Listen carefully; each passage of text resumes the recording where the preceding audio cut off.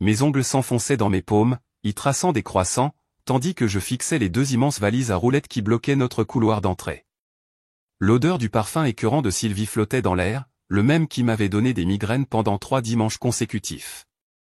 Un manteau que je ne reconnaissais pas était déjà drapé sur le banc d'entrée que j'avais si soigneusement choisi, et le son distinct des commentaires sportifs de Gérard hurlait depuis mon salon à un volume qui faisait vibrer les cadres photos. « J'espère que ça ne te dérange pas, » dit Sylvie, sortant de la cuisine en portant mon tablier, son sourire n'atteignant jamais ses yeux. On a pensé rester quelques nuits.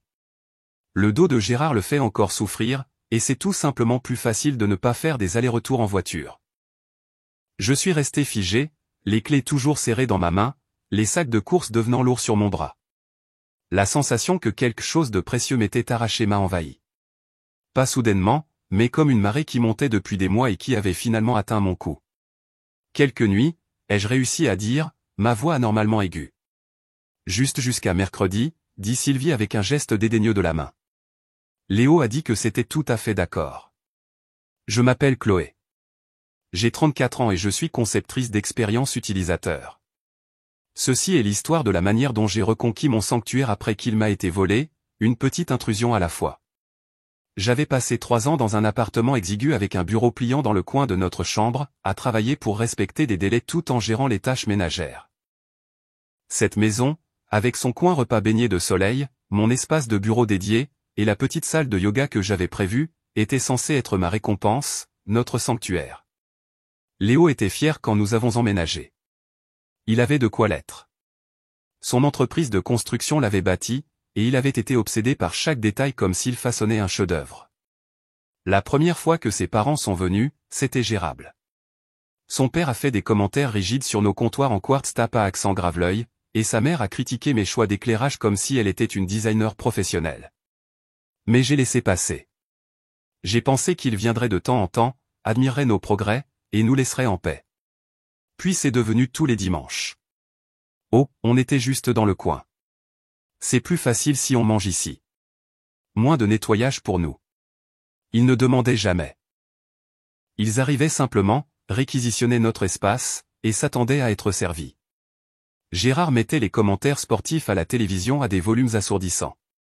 Sylvie rôdait dans la cuisine, remettant en question chaque ingrédient que j'utilisais. « Tu n'utilises pas d'ail en poudre ?» a-t-elle demandé un jour, clignant des yeux comme si j'avais avoué ne pas utiliser de savon. Je riais poliment et expliquais ma préférence pour l'ail frais. Elle penchait la tête comme si mon choix était suspect. Léo se contentait de sourire, de l'embrasser sur la joue et de lui dire qu'elle était magnifique. Il n'a jamais reconnu une seule fois que je cuisinais pour 5 personnes au lieu de 2, que je recevais, que je nettoyais, et que j'essayais de me préparer pour les réunions du lundi. La chambre d'amis, que j'avais espéré utiliser comme salle de yoga, se transformait progressivement en leur station de sieste. « Ton canapé fait mal au dos de Gérard », expliqua Sylvie après leur 3e sieste du dimanche. « Le lit d'amis est meilleur pour sa posture. » J'ai ravalé ma frustration. Que étais-je censé dire? Arrêtez de rendre visite à votre fils? Cela semblait mesquin, mais quelque chose grandissait dans ma poitrine, un ressentiment tenace et silencieux qui me faisait redouter le bruit des pneus dans notre allée. Un soir, après leur départ, j'ai dit doucement à Léo, peut-être que le week-end prochain, on pourrait avoir un week-end tranquille. Juste nous deux. Il a levé les yeux de son téléphone, sincèrement confus.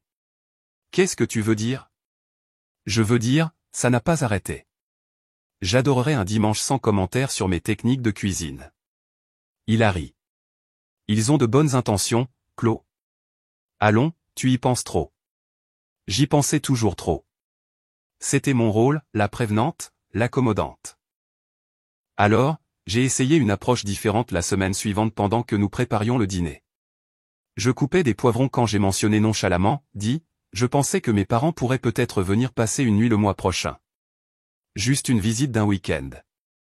Ils n'ont pas encore vu la maison. Il s'est figé. Tes parents? Pour la nuit?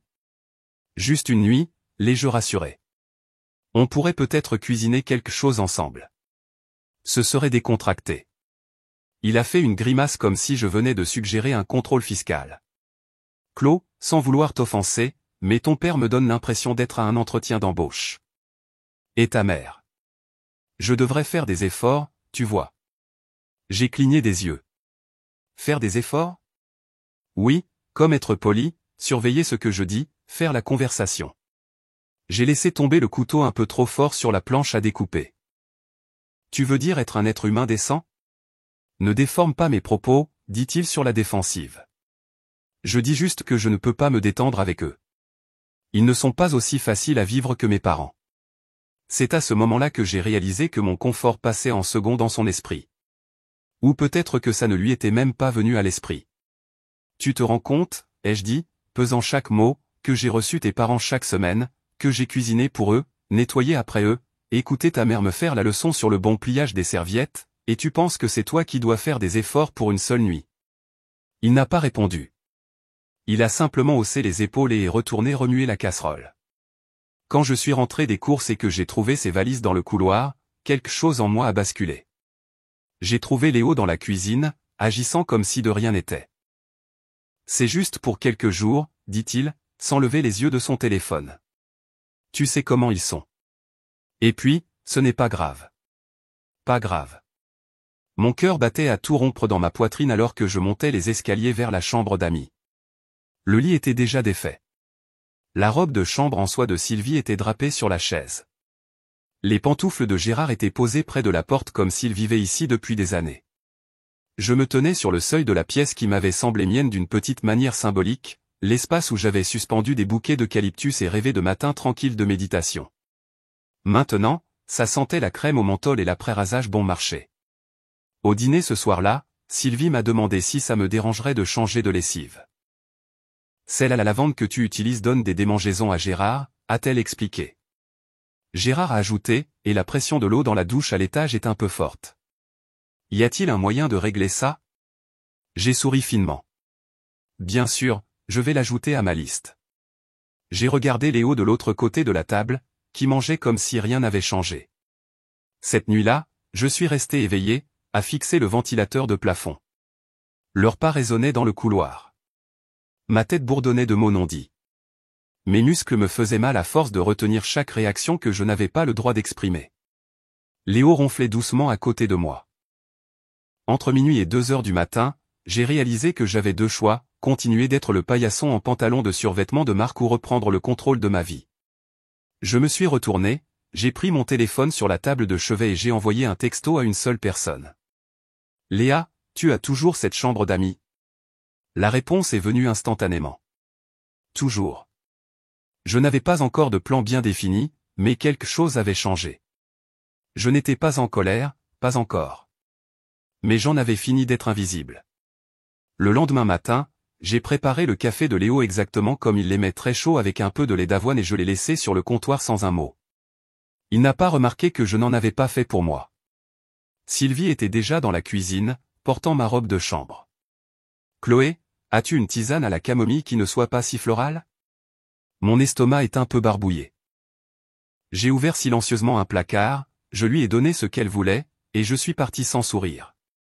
Gérard est arrivé quelques minutes plus tard, bâillant bruyamment, et a allumé la télévision. Volume 39. Je ne m'étais jamais senti comme une étrangère dans ma propre maison auparavant, mais maintenant mes mouvements étaient plus petits, plus silencieux, comme si j'étais la visiteuse, espérant ne pas déranger. Le mardi soir, Léo a mentionné nonchalamment qu'il resterait jusqu'à la fin du week-end. C'est juste plus simple puisqu'ils sont déjà là. Inutile de leur faire faire et défaire leurs valises 2 fois. Je les fixais de l'autre côté du lavabo de la salle de bain. Ils sont ici depuis 5 jours déjà. C'est temporaire, dit-il, en évitant mon regard. Cette nuit-là, je devais terminer une proposition de refonte d'expérience utilisateur depuis le bureau à l'étage, maintenant rempli des fournitures de bricolage de Sylvie et des clubs de golf de rechange de Gérard. Je travaillais assise en tailleur depuis le coin de notre lit pendant que Sylvie pliait le linge à côté de moi, mes dossiers éparpillés sur le sol. Gérard a ouvert la porte sans frapper pour demander où se trouvait le câble HDMI. Je n'ai pas levé les yeux. Et c'est le tiroir du meuble télé. Après son départ, Sylvie a demandé, « Tu travailles toujours aussi tard ?» J'ai hoché la tête, la mâchoire serrée. C'est plus calme la nuit. Tu devrais vraiment penser à fixer des limites, dit-elle en secouant une serviette. L'équilibre entre vie professionnelle et vie privée est important. C'est là que j'ai failli éclater de rire. Le lendemain, pendant que Léo et ses parents allaient à un brunch tardif sans m'inviter, j'ai appelé Léa. On dirait que tu es à 5 secondes de mettre le feu à un coussin, dit-elle.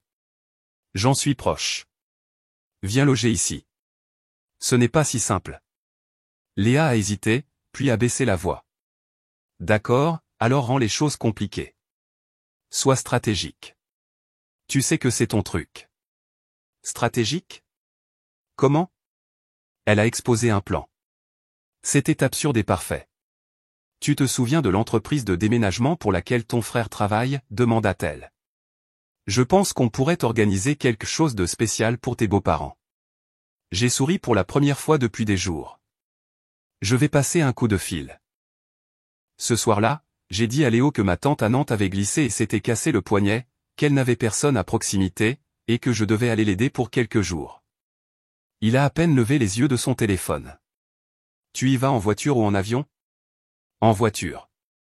C'est plus rapide. Il a haussé les épaules. Conduis prudemment. Sylvie et Gérard étaient plus intéressés par le fait de savoir si j'avais préparé des repas à l'avance avant de partir. On ne voudrait pas perturber ton système de cuisine, a dit Sylvie avec un clin d'œil. J'ai fait un petit sac pas de valise, pas de drame. Avant de partir, j'ai posé une seule enveloppe sur ma table de chevet. À l'intérieur se trouvait une courte note manuscrite, je serai parti un moment. Si tu as besoin d'espace, maintenant tu en as. Chloé. Je ne me sentais pas coupable. Léa m'a accueilli à sa porte avec une bouteille de vin et un regard qui disait « Enfin ». Son appartement n'était pas grand, mais il était chaleureux et calme. J'ai installé mon ordinateur portable sur sa table d'amis, allumé une bougie et expiré pour la première fois depuis des semaines. De retour à la maison, mon absence a dérouté Léo. Il a appelé le lendemain matin. J'ai laissé son appel aller sur la messagerie vocale, puis j'ai envoyé un texto, j'ai raté le dernier train pour rentrer. Je reste un jour de plus. Puis un autre, et un autre. Le 5e jour, conformément à mon plan, un camion de déménagement s'est garé dans notre allée. Sylvie l'a vu la première à travers la fenêtre du salon. Oh, ils doivent livrer quelque chose pour Chloé. 2 déménageurs sont sortis et ont commencé à transporter des cartons étiquetés, Durand, et chambre principale. Sylvie a ouvert la porte d'entrée, confuse. Excusez-moi, qu'est-ce que c'est? L'un des déménageurs lui a tendu un presse-papier. Déménagement Aurore, madame. Nous avons un bon de travail pour emménager des meubles. L'adresse correspond. Vous êtes les Durand? Gérard est intervenu. Oui, c'est nous. Les déménageurs ont hoché la tête et ont commencé à rentrer les meubles, un matelas double, des commodes, un fauteuil inclinable, des boîtes d'ustensiles de cuisine. Gérard a cligné des yeux. Il doit y avoir une erreur. Le déménageur a montré le manifeste. Il est écrit ici, livraison pour Gérard et Sylvie Durand, nouvelle résidence, 12 rue des Lilas. La bouche de Sylvie s'est ouverte, puis s'est refermée. Au moment où Léo est rentré à la maison, la chambre d'amis avait été réaménagée, les placards remplis de leurs vêtements, et l'étiquette sur la boîte aux lettres portait un petit autocollant sous nos noms et parents. Il est entré, a laissé tomber ses clés et a dit « Qu'est-ce qui se passe, bon sang ?» Sylvie avait l'air ravie. « N'est-ce pas génial ?» Chloé a dit qu'on pouvait avoir cet espace pendant son absence. On s'est dit que puisque tu es seul pour le moment, a ajouté Gérard. Elle a même organisé les déménageurs. Attentionné, non? Léo a fixé l'enveloppe sur la table de chevet la même que j'avais laissée. Il l'a rouverte comme si elle avait pu changer. Ce n'était pas le cas. Le frère de Léa, celui qui possédait l'entreprise de déménagement, avait exécuté le plan à la perfection. Il m'a dit plus tard que Sylvie et Gérard n'avaient même pas posé de questions une fois qu'ils avaient vu leur nom sur le bon de travail. Il a essayé de m'appeler. Pas de réponse. Il a envoyé un message, « Chloé, allons. Il faut qu'on parle. » J'ai répondu 3 heures plus tard. Je ne peux pas parler. Tu es occupé à recevoir. J'espère que ça se passe bien. Chez Léa, j'ai préparé le dîner en paix. J'ai regardé un film sur le canapé. J'ai dormi jusqu'à 9 heures sans être réveillé par une chasse d'eau dans le couloir. Le lendemain matin, le voisin de Léa, qui travaillait à l'agence immobilière locale, m'a envoyé des nouvelles de ce qui se passait à la maison, d'après ce que Sylvie lui avait raconté. Mon plan fonctionnait perfectly. La première semaine sans moi, Léo a essayé de tenir le coup. Il a texté, j'ai la situation sous contrôle. Tu verras. 2 jours plus tard, il a envoyé une photo d'une lasagne à moitié cuite avec le commentaire, chef Léo en action. Mais dès la 2e semaine, les messages ont changé. Sais-tu où sont les sacs d'aspirateur? La machine à laver sent bizarre. Est-ce normal? La recette de poulet rôti de ta mère. Où est-elle? Je n'ai pas répondu. Léa m'a vu lire les messages et a dit, c'est incroyable comme ce n'est pas grave se transforme vite en aide-moi, je me noie. Pendant ce temps, Sylvie appelait un jour sur 2. J'avais toujours son numéro enregistré de toutes ses invitations à dîner du dimanche. J'ai finalement décroché une fois. Chloé, ma chérie, comptes-tu revenir bientôt? Pourquoi? Vous avez toute la maison. Eh bien, c'est juste que. Gérard et moi avions l'impression que c'était temporaire. Moi aussi. Elle a fait une pause. Léo semblait stressé. Tu lui manques. Je n'ai pas répondu. Ce que je n'ai pas dit, c'est que Léo vivait enfin tout ce que j'avais enduré pendant des mois, le bruit, les exigences, le manque d'intimité, les questions sans fin. Il a de nouveau texté 3 jours plus tard, je suis désolé. C'est difficile.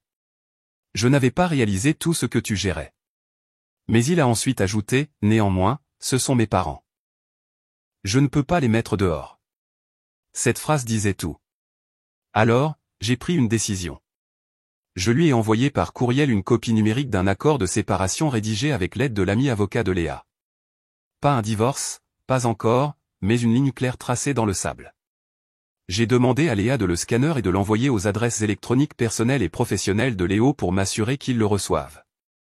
La maison, j'avais versé la plus grande partie de la compte. L'hypothèque était à nos 2 noms, mais l'acte de propriété du terrain était à mon nom seul. Léo avait insisté sur le fait que je n'avais pas besoin d'être sur tous les papiers, que c'était, à nous deux, de toute façon. Maintenant, cela jouait en ma faveur. Notre accord de séparation avait été rédigé avec des conditions claires concernant la propriété, exactement pour cette situation. Il a appelé le lendemain matin, paniqué. Chloé, qu'est-ce que c'est? Une limite. Par écrit. Tu fais vraiment ça pour quelques week-ends?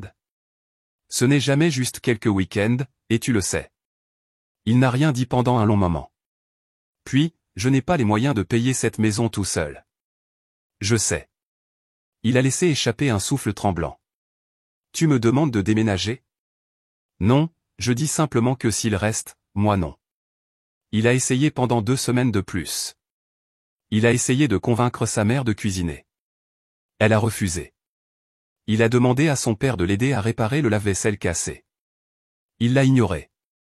Sylvie ne faisait pas la lessive, prétendant ne pas vouloir toucher les affaires de Chloé. Gérard empilait les contenants de plats à emporter dans l'évier et les y laissait. Léo a commencé à manger à l'extérieur, d'abord des fast-food, puis des dîners au micro-ondes. Il a cessé d'ouvrir mes messages. Puis vint la goutte d'eau qui fit déborder le vase. Il a mis notre compte joint à découvert. J'ai bloqué la carte. Quand il a appelé, furieux, j'ai décroché calmement. Tu n'as pas droit à des fonds que je n'utilise pas. Nous sommes séparés. Tu as bloqué le compte. J'ai déplacé mon dépôt direct. Tu devrais faire de même. Il a juré à voix basse. Puis il a dit la chose que je savais qu'il allait dire. Peut-être qu'on devrait vendre la maison. C'est à toi de voir, ai-je dit. Mais si tu le fais, j'ai un droit de préemption. C'est dans les papiers. Et alors? Tu la veux maintenant? Non, je veux juste l'option. Tu l'as déjà remplie avec les résidents de ton choix. Il a raccroché. Une semaine plus tard, j'ai reçu une notification indiquant que la maison était en vente en ligne. J'avais mis en place des alertes pour notre adresse sur plusieurs sites immobiliers pendant mon séjour chez Léa, sachant que ce jour pourrait arriver. J'ai cliqué sur le lien. Les photos montraient le salon encombré de chaises dépareillées, de vieux magazines et du masseur de pieds de Gérard. La cuisine, autrefois impeccable, avait des notes autocollantes collées sur chaque tiroir avec l'inscription « Ne pas toucher ». Sur une photo, on pouvait voir une pile de linge sur le lit d'amis. C'était à la fois déchirant et hilarant. Léa s'est penchée par-dessus mon épaule. On dirait un studio de célibataire du Bon Coin avec des chaperons parentaux. Et dire que j'avais l'habitude d'allumer des bougies dans cette salle de bain. Finalement, il l'a vendu en dessous de la valeur du marché. Le commentaire de l'agent immobilier disait « Vendeur motivé, calendrier flexible, réparation mineure nécessaire ». La vente s'est conclue en moins d'un mois, un record pour notre quartier. Je ne l'ai pas racheté. Je n'en avais pas besoin. J'avais déjà trouvé un nouveau logement, une petite maison de ville en location. Rien d'extraordinaire, mais elle avait un balcon, une baignoire profonde, et personne n'entrait sans y être invité. Je travaillais, je dormais, je voyais mes parents, j'organisais des brunchs avec des amis. Je ne pliais le linge de personne d'autre que le mien. Un matin, 6 mois après avoir quitté la maison, j'ai croisé une amie commune dans un café. Elle ne m'a pas reconnu au début, a dit que j'avais l'air plus radieuse. J'ai demandé « Comment va Léo ?» Elle a haussé légèrement les épaules. Il vit chez ses parents pour l'instant. C'est beaucoup. J'ai hoché la tête. Ça l'a toujours été. De retour chez Léa, où je l'aidais à faire ses cartons pour son propre déménagement, nous avons trinqué à la paix. Elle m'a regardé et a dit « Est-ce que tu regrettes quelque chose ?» J'ai réfléchi un instant. Je regrette de ne pas être parti plus tôt. Elle a souri. Tu veux que je t'aide à rédiger la demande de divorce? C'est déjà fait. Les papiers ont été signés la semaine dernière et déposés au tribunal. C'est enfin terminé. Nous avons entrechoqué nos verres. La maison avait disparu. Le poids avait disparu. Je n'avais pas seulement quitté un bâtiment, j'étais sorti d'un schéma. Et quand Sylvie a appelé des mois plus tard et a laissé un message, pourrions-nous nous voir pour un café? Juste pour parler, je l'ai effacé sans écouter le reste. Parfois, la paix ressemble à l'absence. Parfois, elle sonne comme le silence. Parfois, elle ressemble au sentiment de se réveiller seul dans sa propre maison et de respirer. Vraiment respirer. Avant de partir, voici un petit bonus pour être resté. Si vous aimez apprendre et grandir comme moi, vous devez essayer les livres audio. J'ai une offre exclusive avec Écoute Livre. Votre premier mois est entièrement gratuit. C'est un accès à plus de 500 000 titres, sans aucun coût pour vous. Tous les détails vous attendent dans la description. Ne manquez pas ça.